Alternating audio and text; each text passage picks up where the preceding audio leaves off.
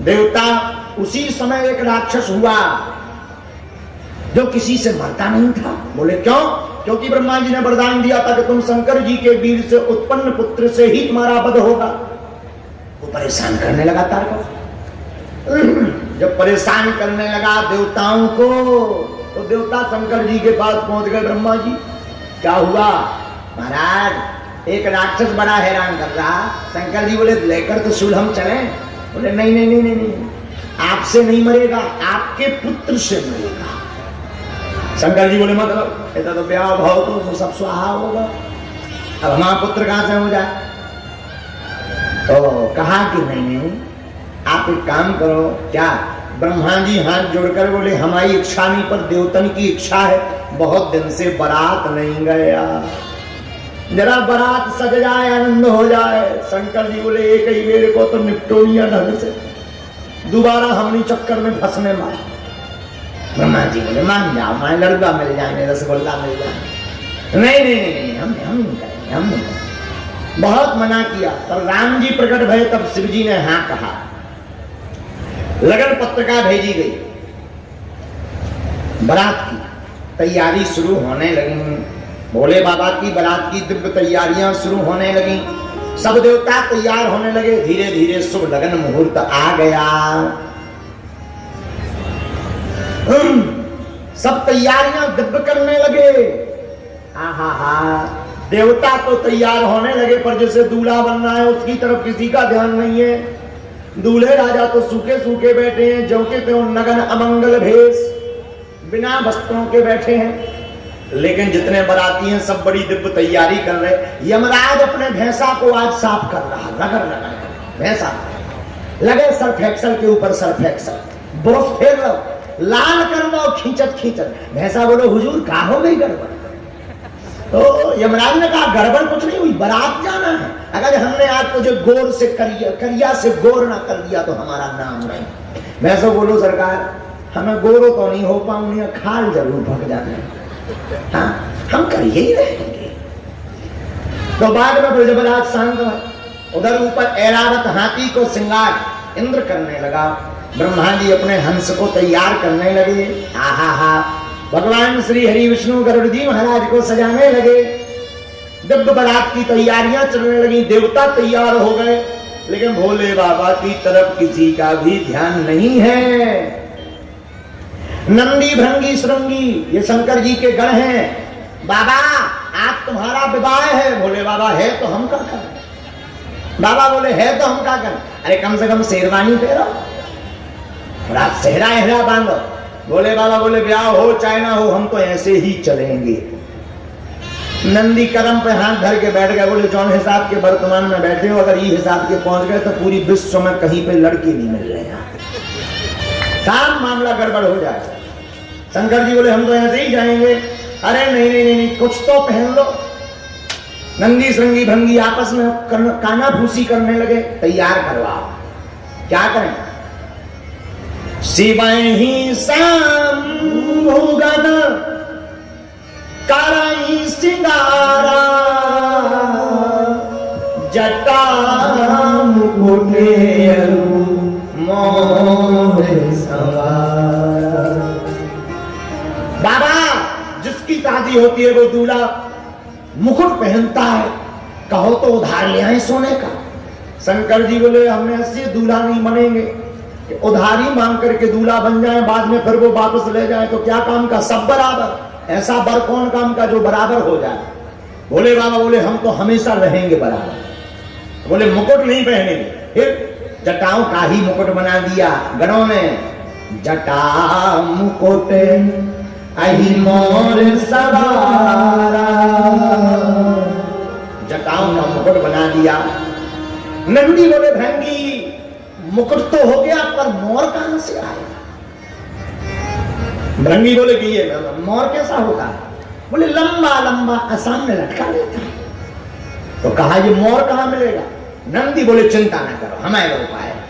नंदी भगत गए कोने में, पतरे पतरे सांप पकड़ लाए इकट्ठे, कारे पीरे लाल हरीरे इकट्ठे सांपों को लाया और ला करके नंदी ने सब सांपों के मुख को बांध लिया, मुख की तरफ। और मुख लेकर के पूरे सांपों का मुख जटाओं के बीच में प्रवेश करा दिया और पूंछ सामने लटका दी। बोले बढ़िया मोर बन गया। नागों का मोर पहना। अच्छा, यहां पर गौर करना विद्वान, एक बहुत ऊंची बात याद आई। भोले बाबा ने जटाओं का ही मुकुट क्यों पहना, जरा ध्यान देना। जटाओं का मुकुट पहनने का मतलब है भोले बाबा मानो कहना चाहते हो विचारों को एक कर लो, इससे बड़ा कोई मुकुट नहीं है। जटा है विचार, और विचारों को एक करो। हम लोगों के विचार फैले रहते हैं, कई बार लगता है ये सही है, कई बार लगता है ये गलत है। हमारे आपके विचार फैले रहते हैं, लेकिन शंकर जी ने जटाओं का मुकुट इसलिए पहना कि वो विचारों को एक करना चाह रहे हैं। और कई बार तो हमने ऐसे भी देखे कुछ लोग, बाबा घर में भाई खटपट सो चल बाबा की मटपट। जटाओं से याद आया, कई लोग तो मुड़िया इसलिए होते हैं। एक संत बहुत ऊंची बात बोल रहे थे, एक महात्मा बोल रहे थे, बोले क्या मूड मुड़ाए 3 गुण, मूड मुड़ाए 3 गुण, सिर की मिट जाए खाद, खाने को बढ़िया मिले लोग कहे महाराज। बोले 3 फायदा मूड मुड़ाए बहुत अच्छे हैं। इसलिए कई लोग तो बोलते हम तो मुड़िए ही रहेंगे। अच्छा, मुड़ने का मतलब ये नहीं है कि मुड़ जाओ, मुड़ने का मतलब है संसार से परमात्मा की तरफ मुड़ जाओ।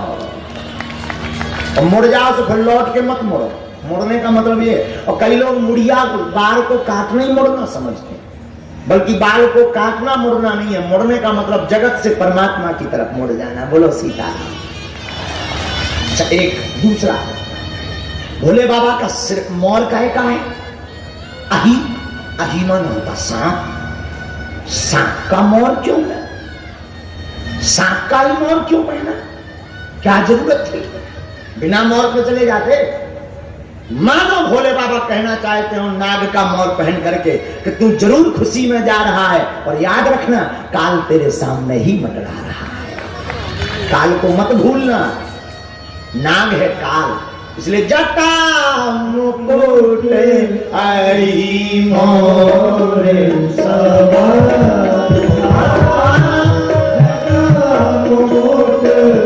आई मोर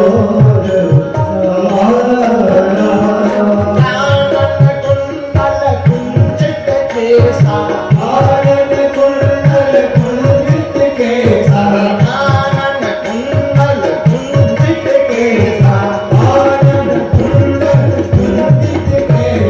श्री राम जय राम जय राम, बोलो बोलो श्री राम जय राम जय राम, श्री राम जय राम जय राम। भोले बाबा ने यही मोर संभाला। अब नंदी ने कानों में कुंडल पहनाए, पर कुंडल सोने चांदी के नहीं, बिच्छुओं के। बिच्छू पकड़ ले आए, पतरे पतरे सांप ले आए, कान में पहरा दे, वो भी डिजाइन से, जितना इस तरफ का बड़ा उतना ही इस तरफ का, छल्लेदार पतरे पतरे सांपों का कुंडल पहना दिया। अच्छा, अब ऊपर का तो श्रृंगार हो गया। यज्ञोपवी, काले नाम का यज्ञोपवी। कहा बाबा खड़े हो, बाबा खड़े हो। कहा और तो सब ठीक है, दूल्हा को मेकअप नहीं आया। तो नंदी बोले ये मेकअप कैसा होता है? ब्रह्मी बोला सफेद सफेद हो, पाउडर। अब पाउडर कैलाश में कहां संभव, कौन तो दुकान है। एक गण बोलो चिंता मत करो हम लेके आ रहे। एक गण भगत गो जल्दी से शमशान की राख 10 किलो बटोल लिया। राख ले आके पाउडर ही पाउडर धरो। बाबा बोले ये क्या है? बोले पाउडर है, पाउडर शादी के दिन लगाया जाता है। बाबा बोले लगा दो। अच्छा, वो तो शंकर जी जैसे वैसे गण लगाए, लगाने का मतलब होता है बढ़िया ऐसे लगा करके फिर मिला लिया जाए। उनने लाओ सो थोप दो, पूरे में राख को थोप दिया। अब तो भोले बाबा वैसे ही सफेद, कर्पूर गौरम करुणावतारम संसार सारम भुजगेन्द्रहारम सदा वसंतम हृदय भवम भवानी सहितम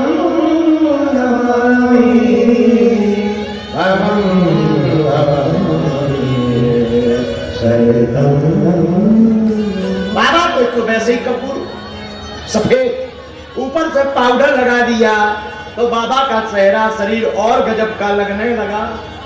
अब चेहरा लगा तो ठीक है, अब भैया बारी आई, बोले भैया शेरवानी तो है ही नहीं है। बाबा से कहा खड़े हो, बोले बाबा खड़े खड़े भाई, बोले बाबा जैसे ही खड़े भाई, बोले महाराज कम से कम आज का छुप पैर तो लियो। शंकर जी बोले नहीं, हम तो ऐसे ही जाए। गणमन मन हंस के बोले एक दूसरे से कान में, बोले ऊपर से तो बढ़िया लग रहे हैं, साफ नक्शा निकलेगा। तो कहा ऐसे काम नहीं चलेगा।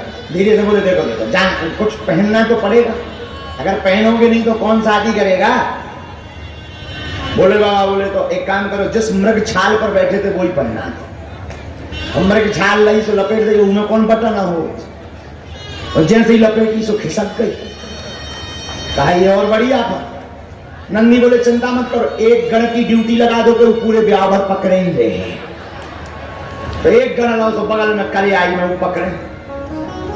भृंगी बोले और तो सब ठीक है, कहूँ अगर को हाथ पे डालो भर भावना में कहूँ इन्हें छोड़ दे, आफत हो जाए। कहा फिर क्या किया जाए। नंदी बोले चिंता मत करो, हम तो। नंदी गए सो करिया सांप 2.5 हाथ को पकड़ लिया। सांप से बोले जरा करियाई में पहले मृगशाला, ऊपर से सांप लपेट दो, बांध दो, कस दो जोर से। सांप से बोले सुन, दुनिया नाय की माए हो जाए, तेना खिसकी तो ही पे पूरी इज्जत तिल्लो की नाच की। पूरी इज्जत वहीं पे है, नाक भी बड़ा ऊंचा। बोले तुम चिंता ना करो, गारंटी हमारी है। अब सांप बांध दो करियाई। अब बारात सजी तो नीचे से ऊपर तक भोले बाबा ने अपना खुद का श्रृंगार देखा। धीरे से बोले अच्छा जो बताओ नंदी हम लग कैसे रहे। नंदी बोले सच बोले। नंदी ने लो सो बहुत कौन कालो टीका सो मरघटा भगत गए। मरघट से जो डबला करिया करिया होती उठा लिया है। बोले शंकर जी बोले जो कहें। बोले काजल तो इसी का लगेगा। भृंगी भी बोले जय को तुम्हारे। नंदी ने लो सो काजल लगा। तो शंकर जी बोले ये काजल क्यों लगाए। बोले नजर न लग जाए। सच बोले बाबा अद्भुत लग रहे हैं आप। बाबा खुश हो गए। हाथ में डमरू ली बाबा ने, त्रिशूल हाथ में लिया। बोले अब तो आनंद आ गया। बाबा ने डमरू बजाई और जैसे ही डमरू बजाई तो नंदी भंगी संगी ने देखा आहा बड़ा आनंद है। बारात सज गई, बारात तैयार हो गई। और बारात तैयार हुई तो देवता आए, ब्रह्मा विष्णु महेश नारद जी, इंद्र आदि देवता, जमराज धर्मराज सब आए। गौर से नीचे से ऊपर लो देखो, सांप ही सांप, लंबी लंबी जटाएं, भारी पाउडर लगाए, मृगशाला भर पहने।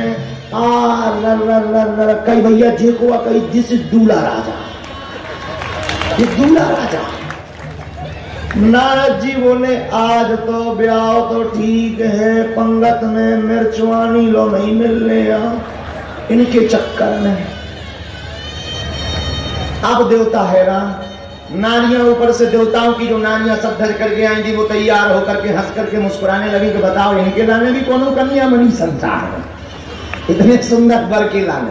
शंकर जी मन ही मन बोले धन्यवाद, कुछ भी कहते रहो हमें कोई फर्क नहीं पड़ता। बोले देखो शिव वही है जो कल्याण चाहता। शिव भोले बाबा बड़े अद्भुत है। अब देवता हैरान। हमने सुना कि देवताओं ने एक आपातकालीन मीटिंग बुलाई, बैठक। जाने के पहले देवताओं की बैठक में निर्णय हुआ कि जौन हिसाब से दूल्हे राजा श्रृंगार करें ई हिसाब में तो स्वागत लो नहीं मिलने। बोले एक काम करो, हम लोग आगे चलेंगे, दूल्हा पीछे। बल्कि होता क्या है कि बारात पीछे दूल्हा आगे। ये बोले नहीं यहाँ उल्टा, हम लोग आगे दूल्हा पीछे। तो बोले पहले जाके सबसे पहले मांग रहेगी पंगत।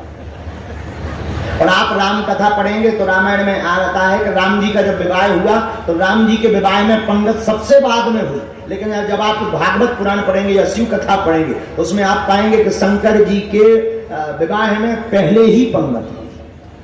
ये देवताओं की चाल। शिव पुराण में ऐसा है, भागवत में तो नहीं पर शिव पुराण में है। देवताओं की मीटिंग तैयार हुई, देवता आगे निकल गए। शंकर जी अकेले बचे, नंदी और भृंगी और श्रृंगी बचे। आहा हा